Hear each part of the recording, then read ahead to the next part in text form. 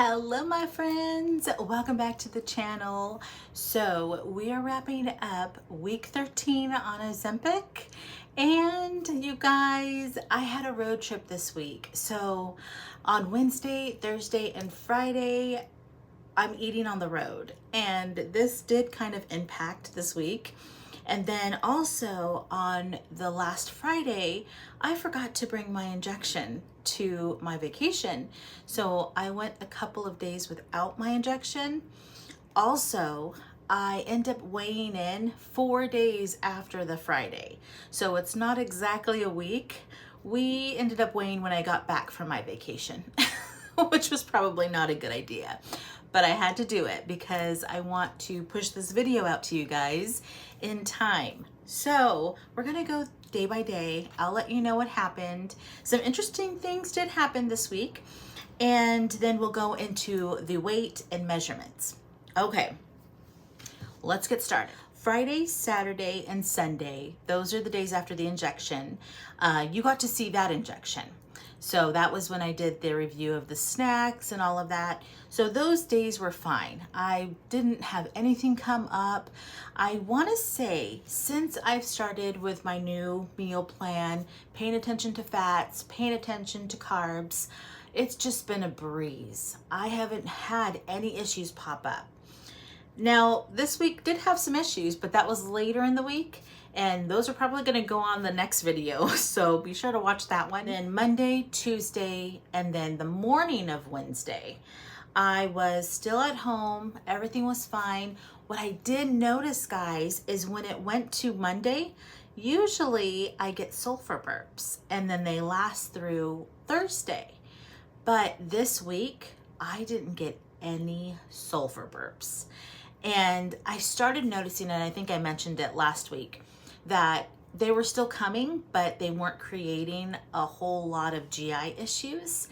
And that just continued. It was like they started kind of dwindling down. And definitely this whole week, nothing. I got no sulfur burps. Now next week, watch what happens when I eat poorly, but that's going to be wrapped up in week 14. So Monday was great. No side effects, guys. I had nothing.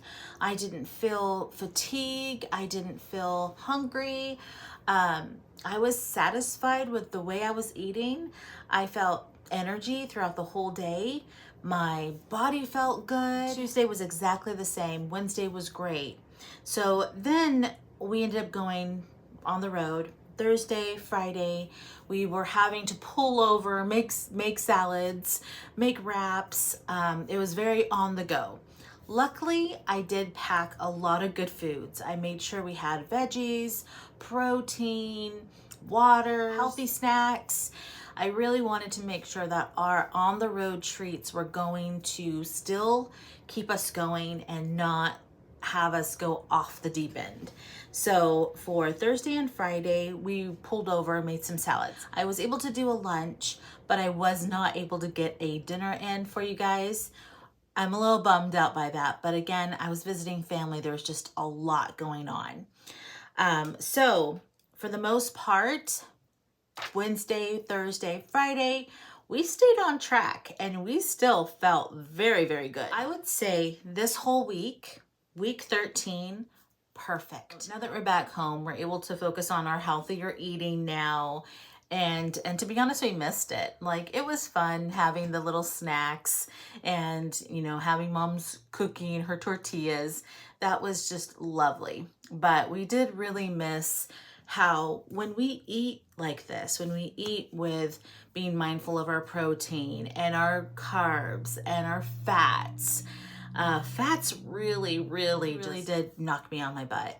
I noticed it. And again, it's not part of this week. It's going to be next week, but I will say there is a strong difference in the way that I am eating now versus letting even in just a little bit of fat. Dairy was also another trigger for me that I noticed, because I did start to have some side effects come through as I started eating more poorly. Aside from not being able to take my injection, I still had somewhat of control over how much I can eat. What did start to happen is the feeling started to dwindle down. I started feeling like, okay, I can't eat like the whole bowl of soup right now, but I can come back in about 30 minutes and I'll be able to eat the rest of that soup, and then come back in another 30 minutes and eat the rest of that soup. So that was a little different, but I'm not going to get into that here. Because for the most part, this whole week I was still on track with eating. I really wish that I could have weighed in on Friday, but we were at an Airbnb. They're not going to have a scale for that. So it was a little off, and that does bum me out, because I know that if we would have wrapped up this week, it would have been great. It would have been really, really good results. So we still kind of have a lot going on. We just got home last night. We need to unpack and everything. So I'm not able to do my measurements in this video. I will do it next time. But I did weigh myself this morning. And let's just talk about that. I gained 0.2 pounds. So that's not bad for me. Now that makes the total 11.7.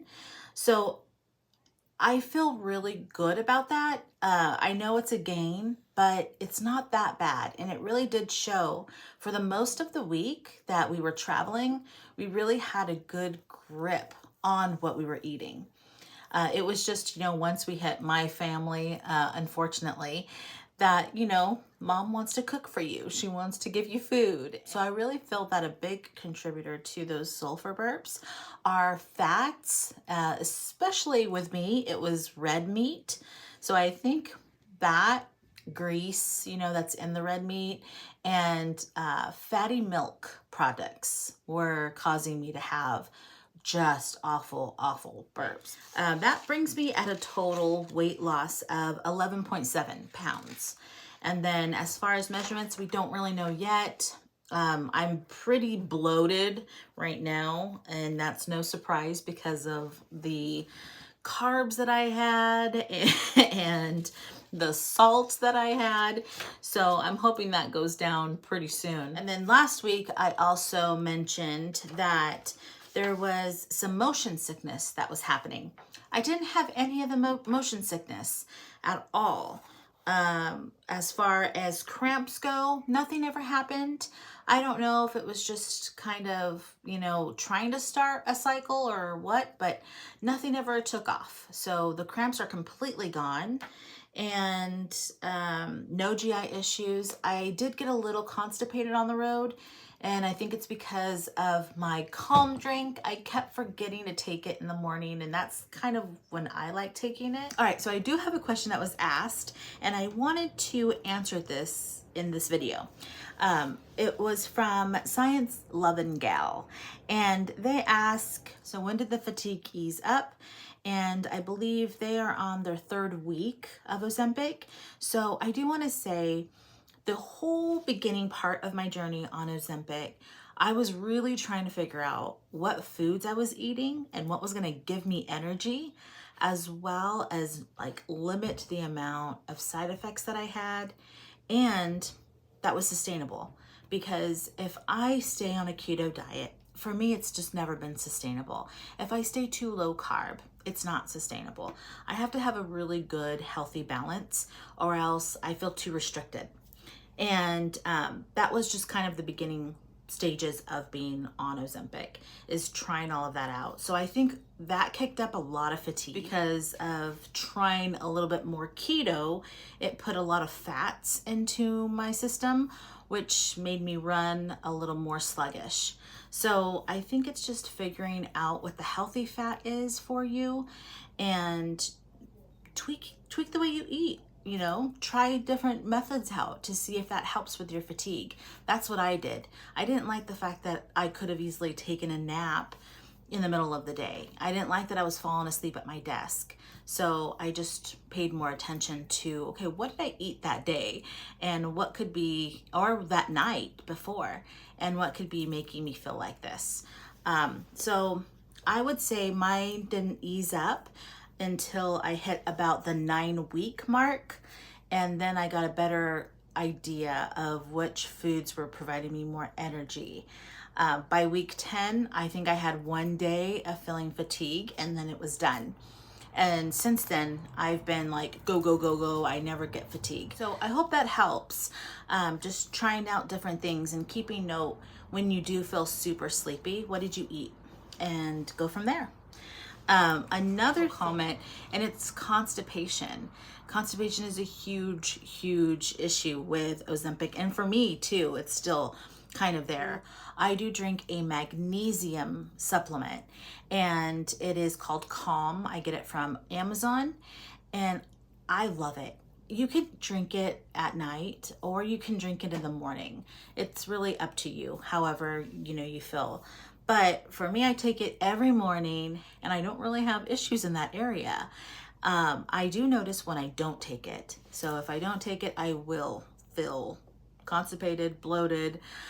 So I think it helps 100% with knocking out some of those issues. And also, I've noticed that a probiotic and a digestive enzyme helps.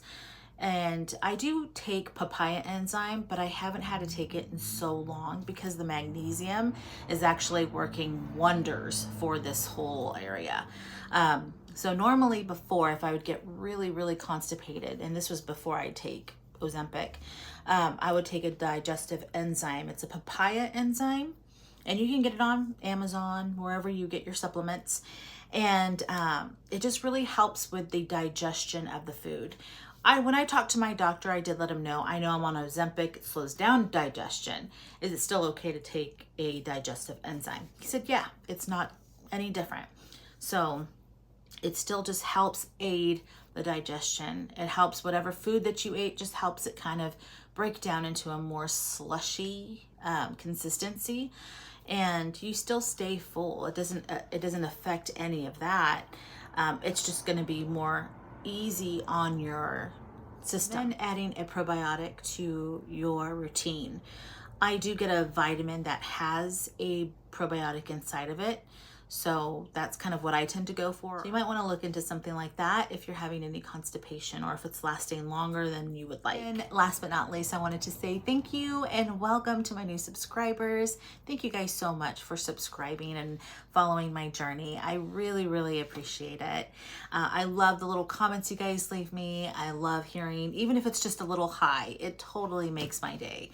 Like, thank you for standing out like that in that way. And thank you also for following me on my Instagram. So I do notice that you'll start here and then you'll make your way to my Instagram, which is great. I think Jennifer B, thank you so much for watching the videos and then letting me know, hey, hi, and then you're jumping over to Instagram. That was great. I love it. I love hearing your little hellos and seeing that warms my heart. So that is all I have for you guys today. I hope that that was helpful. If you have any other questions, put those in the comments. I'll try to answer them in these videos if I don't get to you guys directly through YouTube. All right, guys, I'll see you in the next video. Bye-bye.